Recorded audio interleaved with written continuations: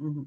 So, okay, our next guest is also not new to the show, but she hasn't been on in the 2 or 3 years, maybe four. Now that the show is almost 6 years old, we've had guests that were on like 4 or 5 years ago, and they have been on, and so it's really amazing to see talk to people when they keep publishing and writing books, and we're able to keep track of their progress and talk to them. And then Valerie Wilson Wesley has been around writing since I've been in the book business. Before, because I think she was already writing when we first started Kush City. And so, Valerie, welcome back to Black Authors Matter TV. Thank you so much. It's a pleasure to see you. I remember we have been around, I won't even say how long I've been here. Well, we I started can the see almost gray website in hair. December of '98. And so, and I believe your books were in our store or on our website like then. Yeah, I've, you know, Mhm. I've I've been here for You you have. Now, no, what year did your first book come out? I can't I think it was, it's embarrassing to say it was like 20 years ago, 25 years ago. I was still working at Essence, and it was when Death Comes Stealing. Um, Yes, I in the remember. 19, it wasn't 20 yet, I'll tell you that. It was 19 something. Yeah, Yeah, yeah. That's what I'm 1985, saying. maybe 86. We started in December of '98, so we were right on It the was cusp of probably the right thing. around there, right around Have you been 1985. keeping count? How many books has it been so far? I'm sorry? Have you been keeping count of how many books it's been? Well, it's basically I do series, and the thing of it is there are three series I have now. Well, the Tamara Hales aren't, they're still around and they're still in bookstores and people still read them. And those have also been published in other countries. But then I have the Odessa Jones series, which is a lot of fun. It was cozies. And now there's this new Mm, one, which I'm okay. really excited about. And the Janetta, excuse me, Janetta, when the Janetta book, which I'm calling it for short, Mhm. but with Harriet Stone. And I had written children's books as well, and some, and a paranormal, which I wrote under a name Savannah, well, Savannah Wells, but nobody knew it was my book, which was a big mistake to have done that. But it was fun to write. I like to write, and I've always enjoyed trying different kinds of I writing and think different you were kinds of on challenges. for that Savannah book. Savannah Wells, it was, I think it you was, were. When was that? that was it. That was, oh goodness, it was, how long ago? But I think that what happened was the publisher really thought that people would be looking for a mystery. So they didn't encourage, well, they told them, well, if you're going to do it, you got to do it with a pen name, which was a Mhm. mistake. Because I don't think they really understood how we read. Often, if we get a writer that we like, we tend to follow that writer, no matter what genre you're writing in. And Yes. so, and the Savannah Wells books they're fun and they were good and there was a new thing for me to do. But and there was a new adventure and then I went on to a different type of book. But this one has really been interesting and I'm really excited about it. And this is Okay. I'm working on the second book now of the series, so Okay. which will probably come out next year. So, How would you say this is different? Because I'm actually about to put the link in the chat. The Janetta series. Yeah, the Mysterious Death of Janetta Plum. Yeah, that one. mhm. Yeah. And it came out in December. Came out in December. Yeah, Mhm. Mysterious Death of Janetta Plum. right. First of all, I love her name, Janetta Plum. I can just say that. It's fun to say. Yeah, it just came to me. These names sometimes just come to you, and That is true. yeah, it was an interesting name, and from nowhere, literally. But and I said that has a nice rhythm to it, and she's an interesting character. Of course, as if you had a chance to read the book, you may know she's not around very long, so that's the Mhm. that's the one problem. But she lingers. Her presence is in all the books to a certain extent because her so much revolves around her and her relationship to Harriet and just the history of what's happened to their family. And that is something that I think is it's kind of writing a series you start and then you kind of go on and on and on. And that was, with Janetta. But but she's a memory to everybody. And the Brownstone, of course, was her Brownstone. And but that was, but there's always references to her, of course, in the rest of the books in this new series. Do you have a copy of the book handy? Yes, I do, as a matter of fact, but I And you think can when I show hold the, it up, it's me, and it'll be on the, I have the well, blur thing put on, which put I've it never close done. to you. Put it close Yeah, to you your have to put body. it right in front of you because you have Put your it close to background. your body. Like, yeah, okay, Oh, cool. here it Almost is. there. Is Yeah. that okay? Did Put I it, have it yeah. upside down? Mm-hmm. Yeah. Okay. Yes. There you Right go, That's just right there. in front that's of a you. There it it's is. a it's not really the hardback. I could get the hardcover, which might be a better look. But Okay. this But is at the least people know reader's copy. what they're um ordering. Then they know what they Yes. need to Okay, look let me get for the when other they're one, ordering. which is it's the same book, but just because it's right here, Okay. it's simple to get it. And Okay. So it's in paperback and oh no, hardcover. it's in hardcover. Oh, it's in hardcover. Hardcover. Okay. Yeah, Oh, okay. Well, that's great. yeah, Because I I was think excited about the is this your being first hardcover. hardcover? Hmm? Is this your first hardcover? No, all the other mysteries were hardcover. See, I always saw them in paperback. Maybe that was when I Yeah, became that was, aware. this will at some point come out in paperback and of course in audio, but Mm-hmm. the posies were all in paperback. And but this was a hardcover. So and the next one will be a hardcover. And Okay. I think that as long as people in audio, which is also exciting because it's become the big, and it actually was consider, it got very good reviews on the audio thing. But it's, and at this point, all the Odessa Jones, as well as this one, is an audiobook as well. So that's Mhm. interesting. Yeah, that's whenever they say the book business or book buying or book reading is dead, then they miss, there's always a new thread. And it's Like, when ebooks first came out, and now audiobooks are a yeah. growing thing that some people do instead of reading. Some people do it side by side. Oh, They'll listen and read. mhm. Rhonda's a big audiobook listener. Yeah. And you can, with an audio, you can drive and you can listen, Right, and you can right. do other things and you can listen. I Yeah, when I I like to exercise while I'm reading. Oh, you So can exercise. so when I like today, I didn't listen to anything today while I was power walking, but like Uh-huh, sometimes I'll take a break at work and I'll do an hour-long power walk. That's uh-huh. my time to listen to a book. Oh, yeah. I've done Mhm. that with exercises when I exercise or Mhm. do a bike. I do a recumbent bike and just, Yeah. and it's a real escape. And it's Hmm. and it I, enjoy them. And a Kindle because it's light and I can carry it around. So, Yeah, that's always kind of a It's good hard thing for to me to have too. concentrate on a book on the Kindle. I'd rather either hold the book or listen Uh, to an audiobook. well, that's But what when that's I'm what trying to people do tell me. this, I can't. I don't know. I yeah. can't It's just for That's why me. I went back to physical books. Uh-huh. I have I don't even know where my Kindle is now.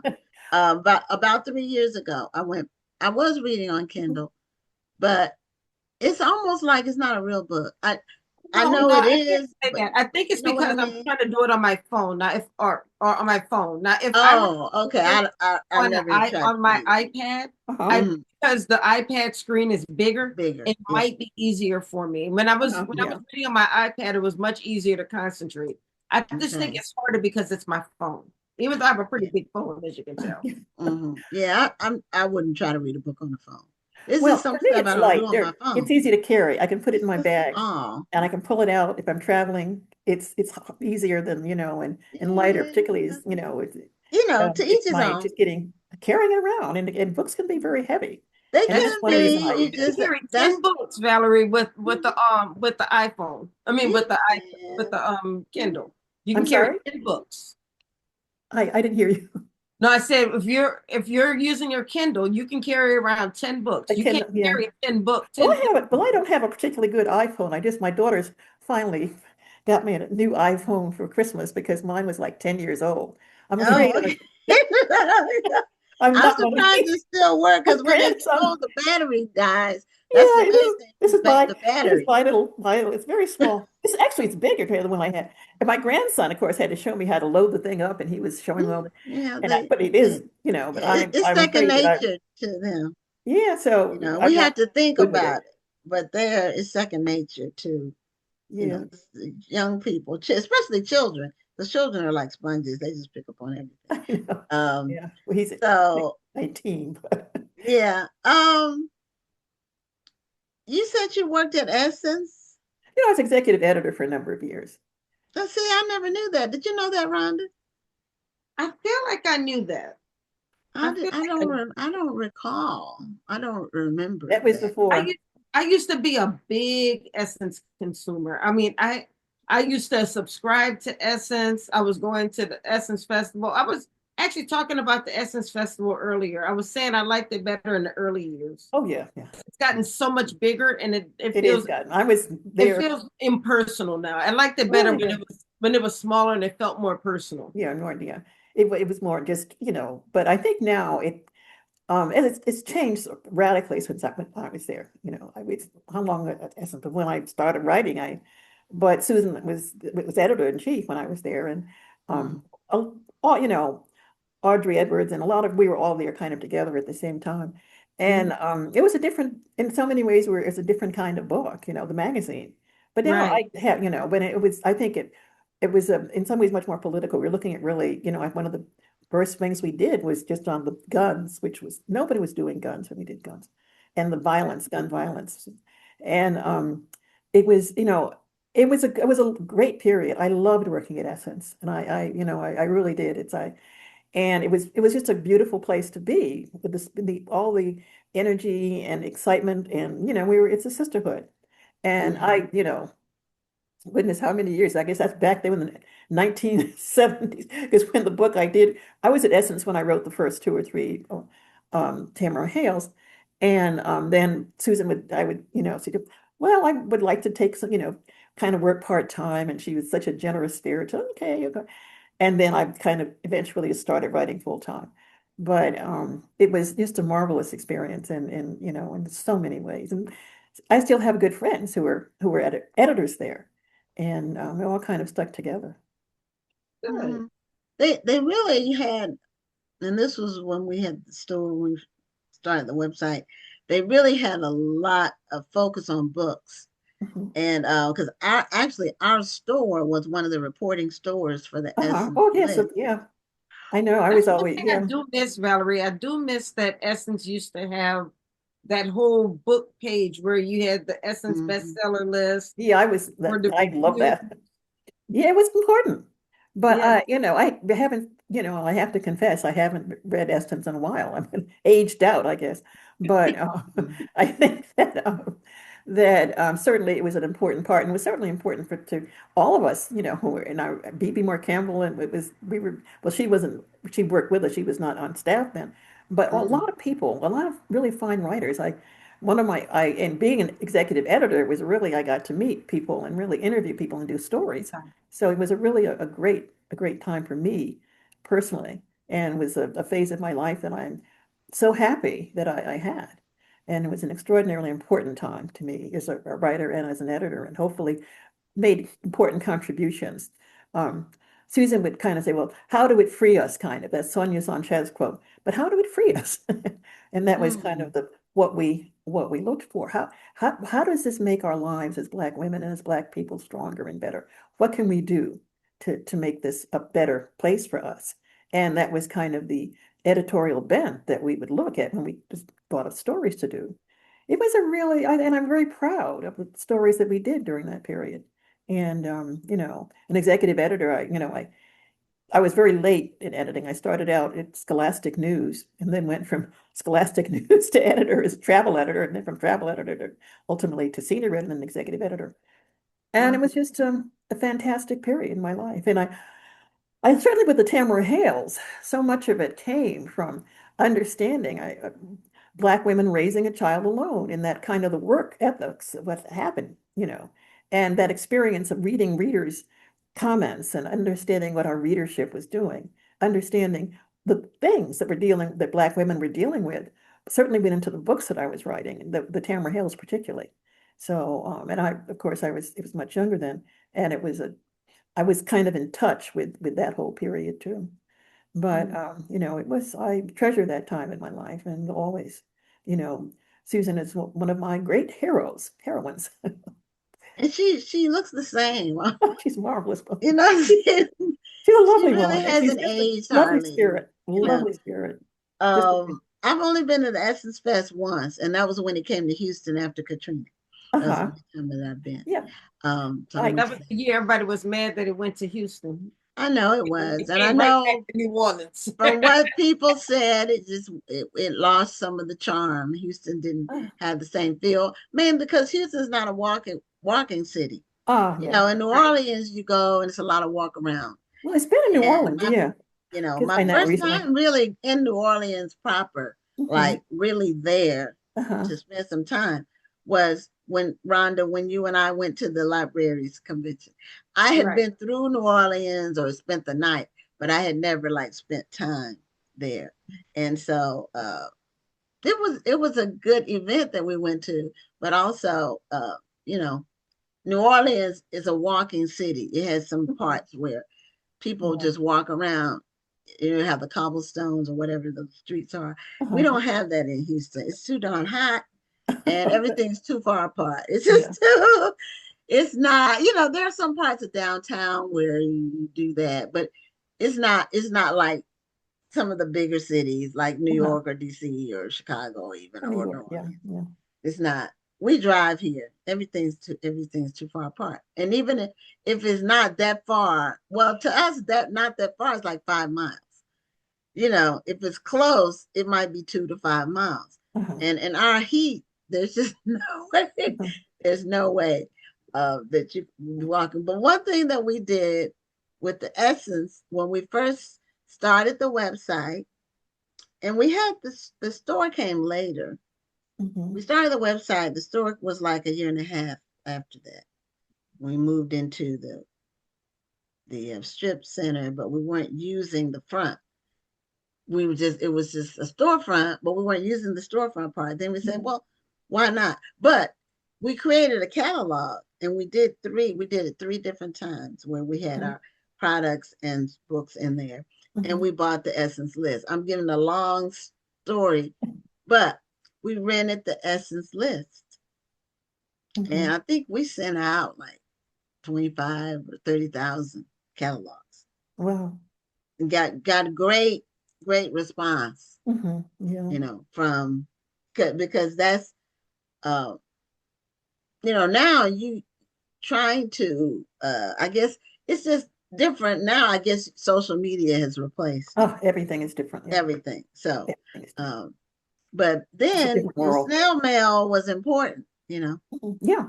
And No, now it's all social even media. even now, like I won't say now, but for years, like we did those catalogs, I want to say Mhm. 2001, 2002, 2003, Mhm. up till like 10, 15 years later, people still had the catalog Mhm. Mhm. and would call us and say, do you still have this, whatever it is, which of course we Mhm. didn't because we got out of the retail business like um, we shifted. But anyway, the Essence list was an important list Mhm. because it was a niche, it was totally concentrated, it was Black women Mhm. with buying power. Yeah, it was a very, very important list, and it was exciting. It was important in so many ways. Mm-hmm. And so that, I was, you know, it was important. And also publishers noticed it. And that was another thing. And it became, Okay, because the more that you get, I mean, they publish more books if they know there's an audience. It's a business, of course. right. And that's one way to quickly understand what's going on in particular with a particular market is if you can deal with a particular magazine, like an Essence magazine. And, that's what they would use often in deciding what is going to be hot or what books are going to go. Because publishing, besides being, of course, it's a business, but it also tends not to have a lot of Black editors who don't often know what's going on. And it And still doesn't. I and it's hear still there. It's that. still a problem. We It's a hear very that from people that come on the show. So Oh, it it's a hasn't problem. changed. But Yeah. and sometimes people don't understand, how to market to Black people. Right. But Or they think they know Black people. They're not Black, but they think they know Black people better than. and it comes from they don't because publishing is a very low paying job, and if it's I mean you have to have a trust fund almost to be an editor, assistant editor. You really do. I mean, I mean, it's Mm. really low. It's like nonprofit, steroids. I Wages, mean, it's really? really, Okay. oh, yeah, it doesn't pay for if you're, Oh. I mean, it does, I guess, if you're a full editor, but if you're Hmm. coming out of college and editorial assistant, it's very, very low. So, Okay. So it's it, more for the prestige. well, and yeah, and it's you're not making any big decisions as an editorial assistant. You're reading stuff, going through manuscripts, and it's not really, but people think, do people do it, But Hmm. if you send a kid to college or you graduated from college and you want to be able to you have big loans to pay back. So Hmm. often they simply don't have the money to say, I would love to be in publishing, but it just is not and it's not a career necessarily that Yes, really it's not that enough really to pay pays my you on. Yeah, bills. yeah, if not for the money that you put into becoming, if you're going to be a doctor or whatever you're going to be. It's, and it's a lovely, like I said, if you have a support system, Hmm. but if you don't, then, or if you have a child to raise, I think Right. it could be something that you don't really, may not necessarily want to be a part of because well, you love books, and ultimately it's not about loving books too, but it's a business too, and Right. that's what it is. I mean, it's knowing how to market, it's knowing how to sell a book, it's knowing how to choose, you I know. was I was actually just talking about that. Often people start off writing books because it's a very solitary Mhm. activity. They want to write a book. They're like, oh, I don't like to talk to people. I can do this over Mhm. here by myself. And then all of a sudden they realize now they have to turn this into a business. They have to Mhm. actually Yeah. talk to people. They have to market. And they're like, well, I didn't Market. sign up for all of this. I just wanted to sit over here and write my book. I thought somebody else was going to do all of that marketing stuff. And they realize they have to do it and they're not ready for it. Well, sometimes and that's if you're independently publishing yourself. Right. If you're self-publishing, oh, that's you have to do that. I mean, there's no question. But if a publishing house if you're publishing with or I guess a traditional publisher, they do some of it, but still you're expected to do things as well. You're expected to have a website, you're expected to be online, have some social media contacts, or have someone or hire somebody who can do it for you and to get, and if you're really writing, you just want to write. And it's time consuming. I'm not a social media person, but am able to get things on. But it's not, I don't sit around on Facebook all the time. I simply can't because I'm going to write it. I'm writing, and writing is its own, very time consuming. Absolutely. Yeah. Mhm. Now tell us a little, we don't have that much time left, so we want to learn more about the storyline for the mysterious death of Janetta Plum, the I book have that written you down because wrote. this is called an elevator pitch. Okay. The elevator pitch. Oh, All right. people invariably will ask me, "What's it about?" So, oh, I don't know. So I've Okay. written it down. It's 1926, and Harriet Stone has lost her parents during the Spanish flu pandemic. She's destitute, and she and Lovey, an orphaned biracial 12-year-old who she is bound to protect, are invited by Junetta Plum, that name again, a cousin she's never met, to leave their home in Hartford, Connecticut, and join her in her brownstone in Harlem, which he has turned into a boarding house. They have little to lose and they head to Harlem into the sophisticated world of the Harlem Renaissance that Junetta inhabits. Her cousin has an unexpectedly sharp edge. Still, Harriet is determined to enter her new life. But the morning after they would get there, Junetta Plum is found dead at the bottom of the stairs, which leads Harriet to question her very identity and to wonder if she and Lovey are in danger as well. So it is a mystery. And it Oh, takes okay. place, of course, during the 1920s, during the Harlem Renaissance. And that's what's fun, is the research that goes into that period and the extraordinarily important things that were happening. And one thing with the book that I did do, something in my eye, one thing that I did do was provide for readers, kind of what I would call, of course, a character list, because you have to know when the time people were living and what the things that were influencing this. as well as historical influences during that period. The Civil War in 1861 to 65, Reconstruction, 1865 to 77, Ku Klux Klan founded in 1865. All of these things go into when you create a character, go into who the character becomes. And so it was very important for me to do the research for the book, which I enjoy doing, and I think as a journalist, former journalist, and really bring hopefully some real heft to the book, some of the characters. And it was I enjoyed it, but I like research and I never kind of shied away from it. But you're always checking and double checking and triple checking to make sure you got things right. But that's part of writing historical novel is what you have to do. And I think I did. I hope I did. I'm sure there are things I did get wrong, but you do the best you can do, and you give it your best shot again and again and again, and you want your readers to get the best of you as a writer. And that's what I've done with the book. I'm very proud of the book. I'm excited about it. And of course, the next one, I'm working on the second one as well. So Book it'll be out two. sometime next year. Oh, okay. There seems to be a resurgence of interest in the Harlem Oh Renaissance, yeah, yeah. especially with books. There's so many books that are set in that period. It was an extraordinary period, you It know, Mhm. was. and in so many things. I mean, in some ways it was like the 60s, which I lived through. And and just really so many things were happening, so much art. It was a redefinition of who we are as a people, because people were, it was only 60 years out of slavery, enslavement Mhm. was this period, 1920s. And it was so, and music, everything, jazz certainly, and all of these new ways of looking at things. Art, Aaron Douglas, of course, literature, Yeah. everybody, and Mhm. certainly Langston Hughes, Arnold Hurston, the list is endless.